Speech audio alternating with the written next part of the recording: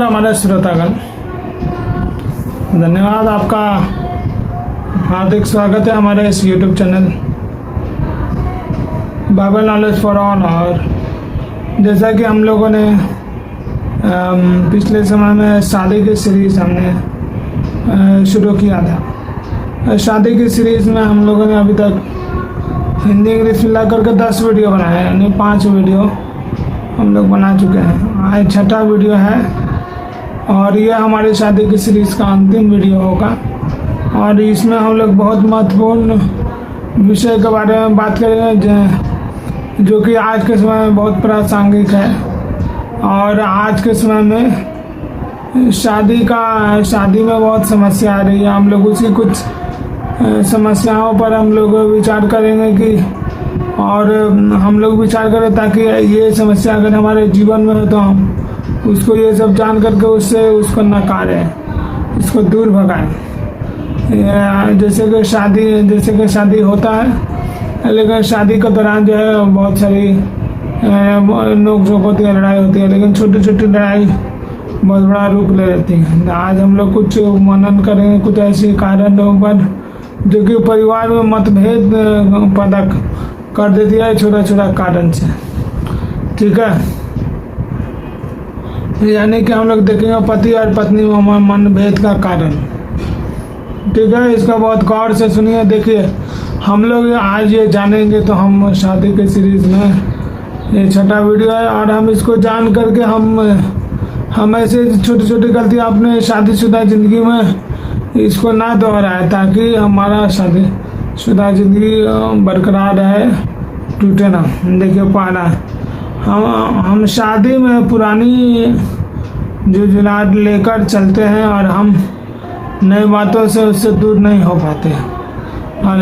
यानी कि देखिए, इसका कहने का मतलब है कि जब एक व्यक्ति का शादी हुआ तो उसका जीवन में जो पिछला बात था वो बीत गई। अब शादी हुआ तो सब कुछ नया हो गया, क्योंकि वो उस मनुष्य का जैसा एक नया व्यक्ति उसके जीवन में आ गया, इसलिए उसका जीवन नया हो गया। अब उसको नया विषय के बारे में सोचना है और अपने नया जिंदगी में खुश रहना है।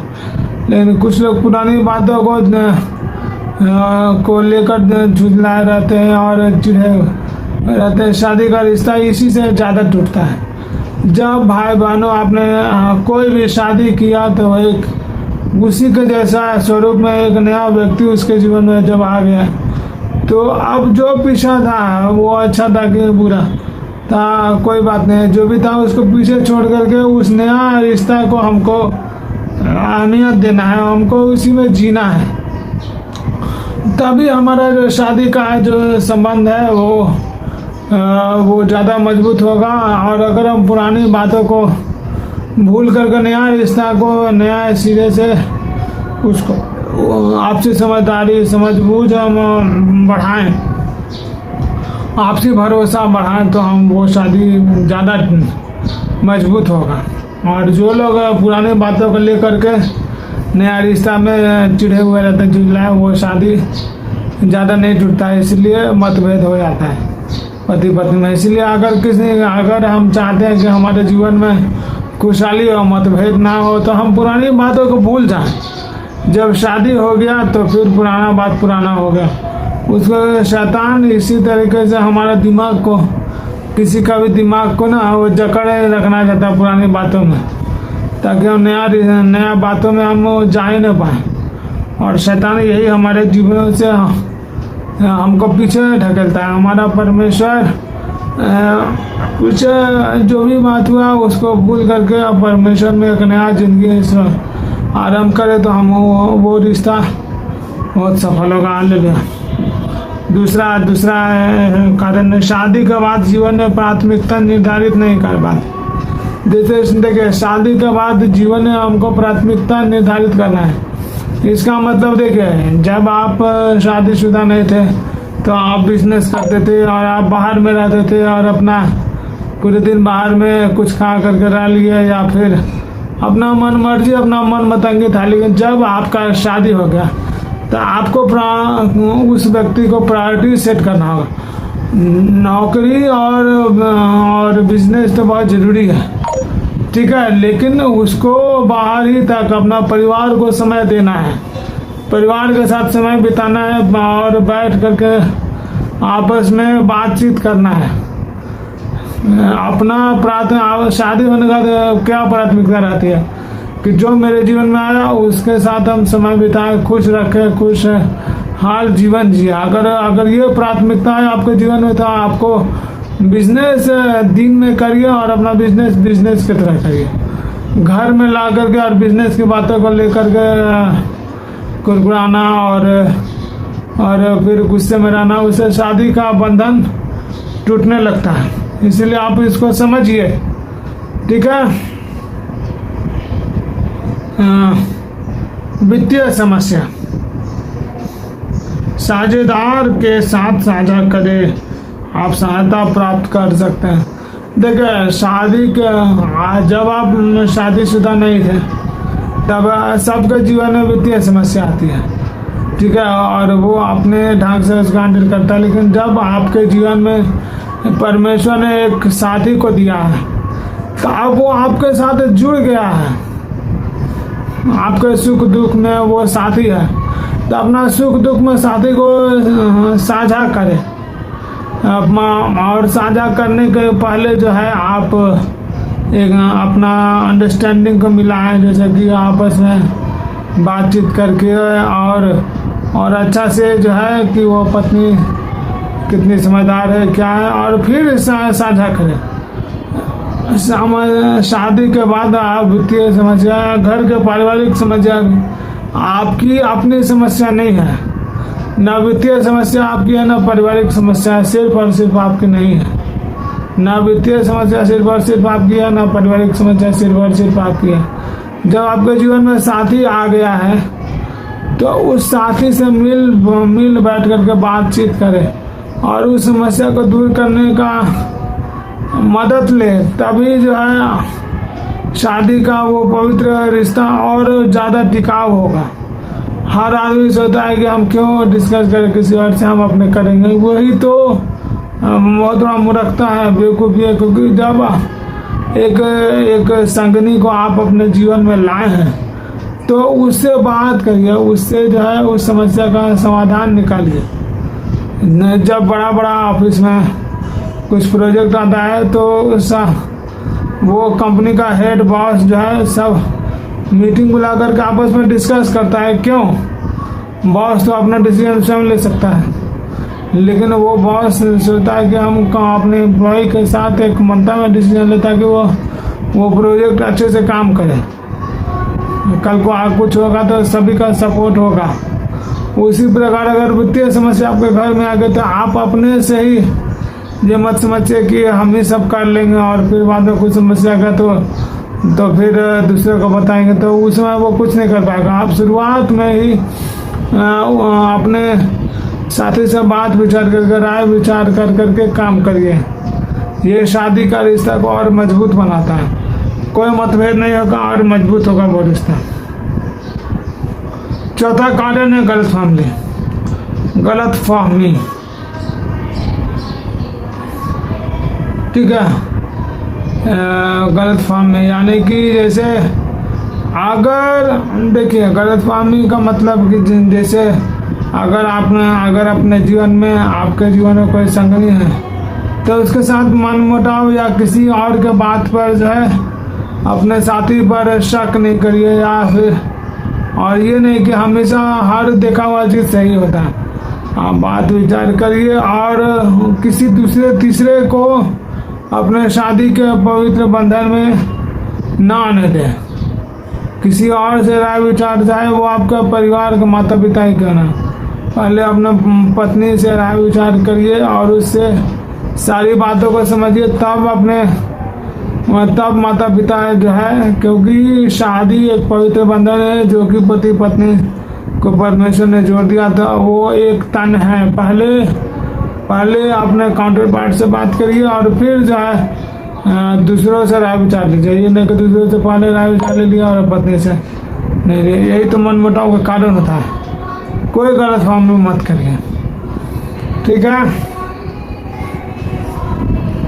पांचवा, साझा करने की कमी।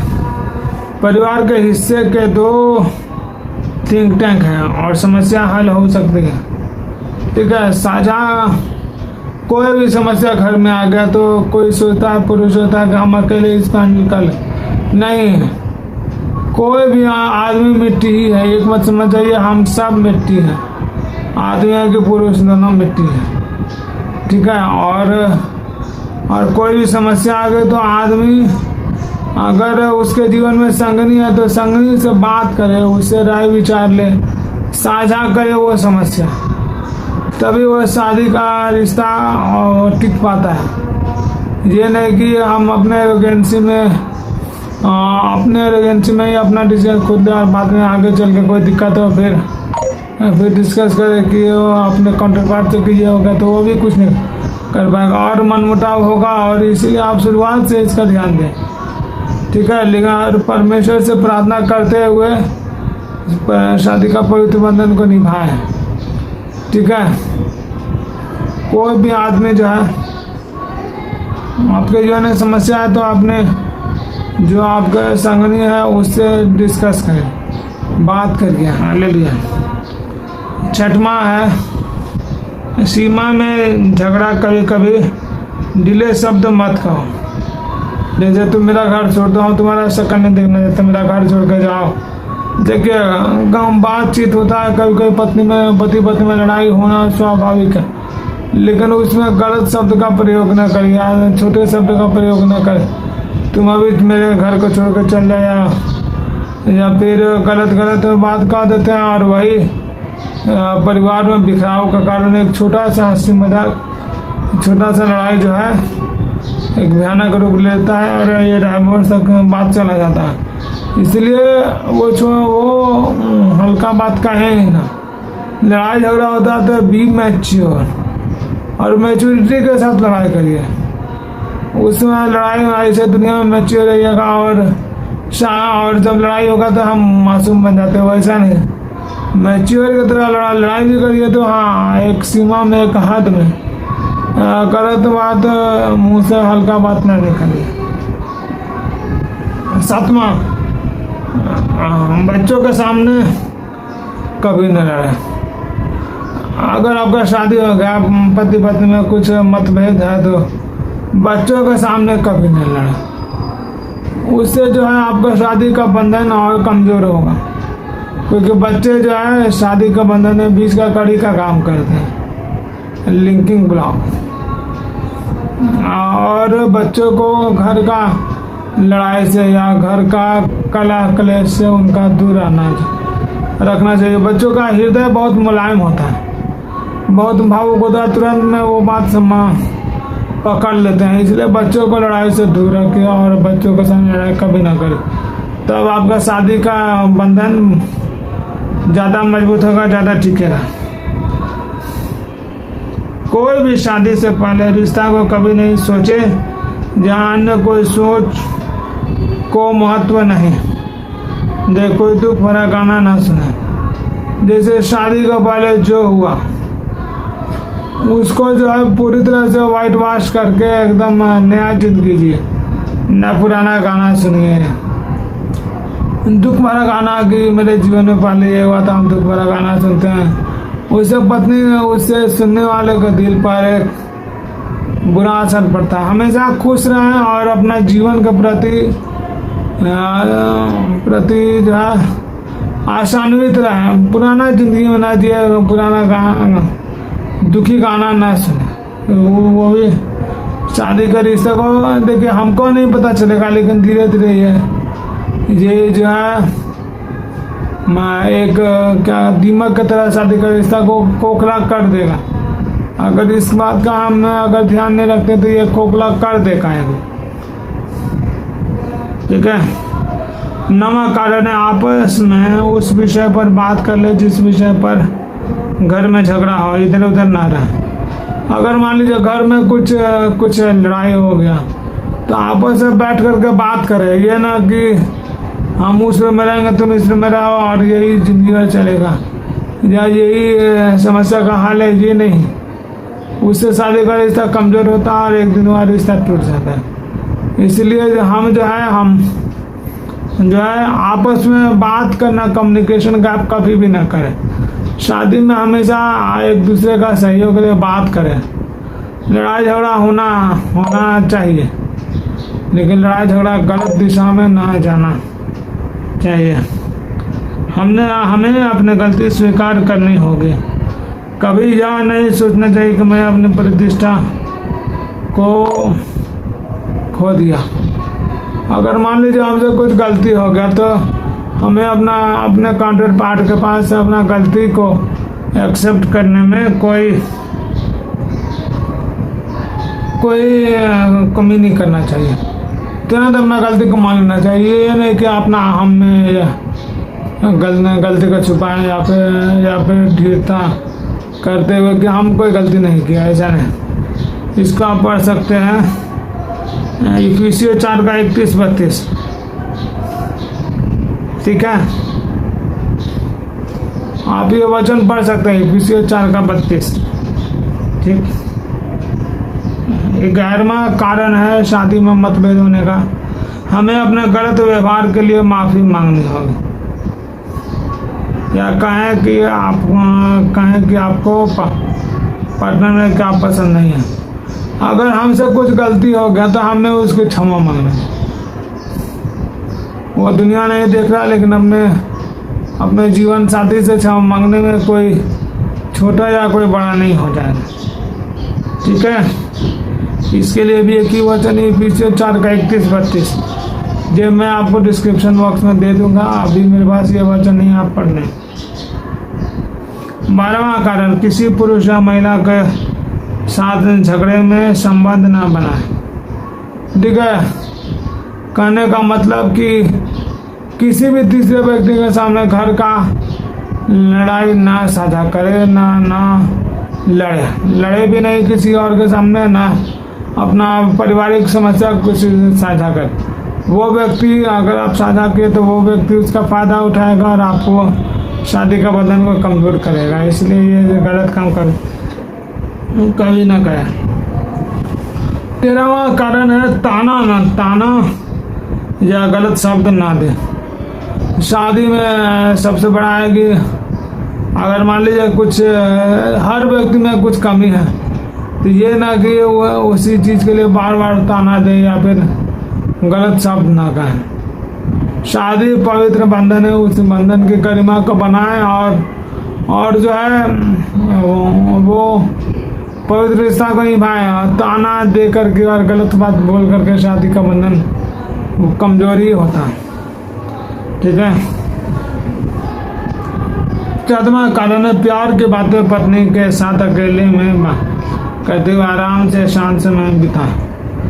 क्वाइट टाइम एक हेल्दी रिलेशन रखना चाहिए। कभी पार्टी पे जाइए, कभी टूर पे जाइए, कभी पिकनिक पे जाइए, पति पत्नी बाल बच्चों के साथ, परिवार के साथ समय बिताइए। आपका बिजनेस बहुत अच्छा चीज़ है। हमने ऐसा भी देखा है कि एक बिजनेसमैन बहुत बिजनेस करता था और पत्नी का कोई भाव नहीं देता, लेकिन बाद में जब पत्नी मर गई तो वो पत्नी के प्यार में जो है अपना बिजनेस का दोष देने लगा और फिर वो बिजनेस भी छोड़ दिया और वो सड़क पर आ गया। तो ऐसा भी नहीं करे। बिजनेस है, नौकरी है, लेकिन परिवार के साथ समय बिताना हमारी ज़रूरत है और इसको हम लोग करें। ठीक है, पत्नी का बार बार उपहार दें, कुछ गिफ्ट्स, कुछ जैसे फिल्म देखने गए, कुछ गिफ्ट, कुछ जो है पत्नी के साथ जो है कहीं मेला में गए, कुछ इंटरटेनमेंट आउटिंग होना चाहिए, तब वो शादी का बंधन और मजबूत होता है। एक दूसरे की तारीफ करें, give compliment to each other, उससे वो पति को भी अच्छा लगेगा, पत्नी मेरे बारे में कुछ सोचती है और पत्नी को भी अच्छा लगेगा, पति मेरे बारे में सोचता है हमको, तो गिव कॉम्प्लीमेंट टू बोथ।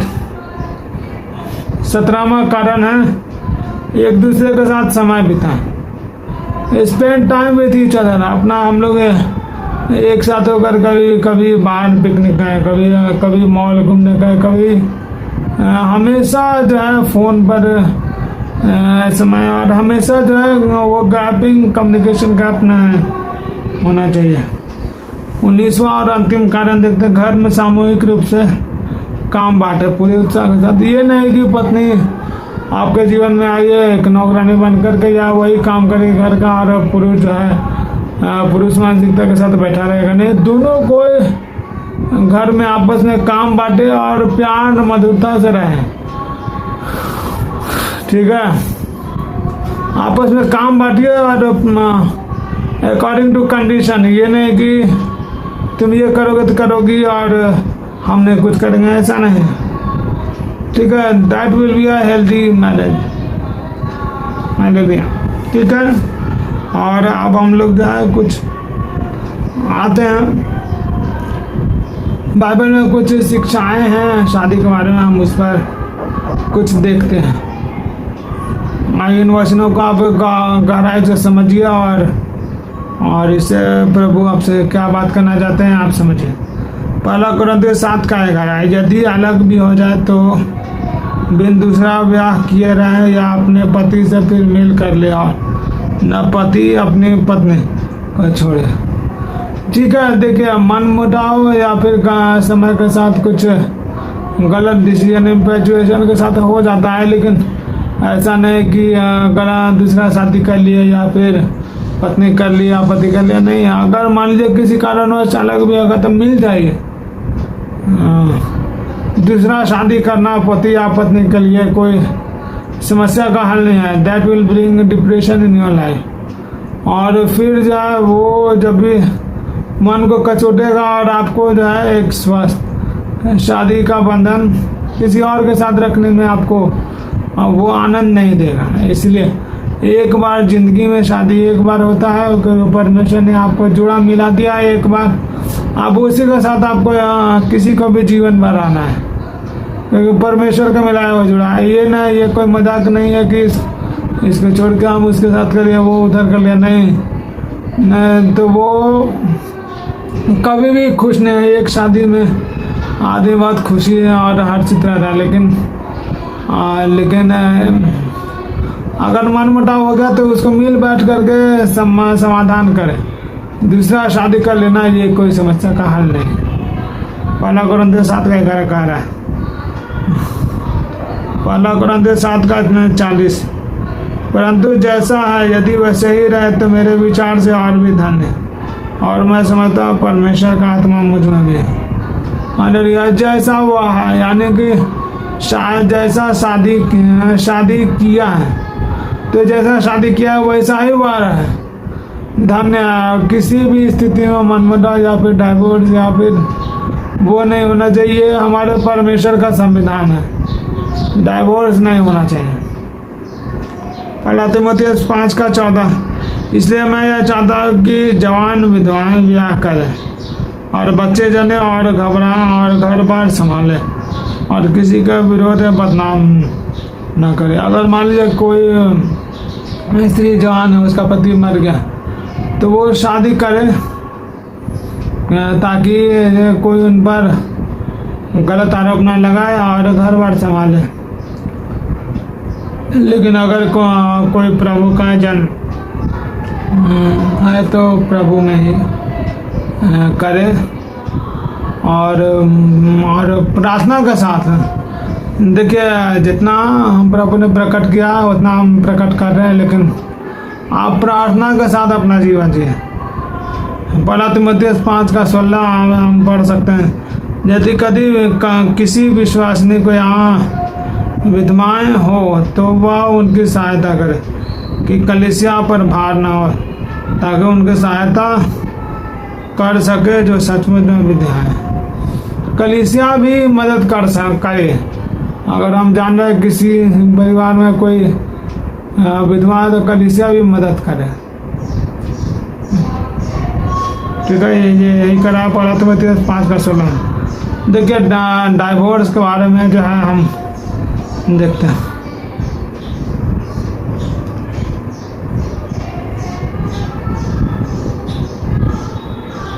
मत्ती 5 का 31-32 में यह भी कहा गया था कि जो कोई अपनी पत्नी को त्याग दे तो उसे त्याग पत्र दें। हमने आपको डाइवोर्स के मोरल कमांडमेंट सीरीज में ये बहुत विस्तार से बताया। परंतु मैं तुमसे कहता हूँ, जो कोई अपनी पत्नी को व्यभिचार के सिवा किसी भी कारण से छोड़ दे तो वह उससे व्यभिचार करवाता है। व्यभिचार के सिवा यानी अगर हमको पता चल रहा है तो व्यभिचार, अगर किसी के जीवन में व्यभिचार है तो हम उसको कलीसिया के सामने त्याग पत्र दें।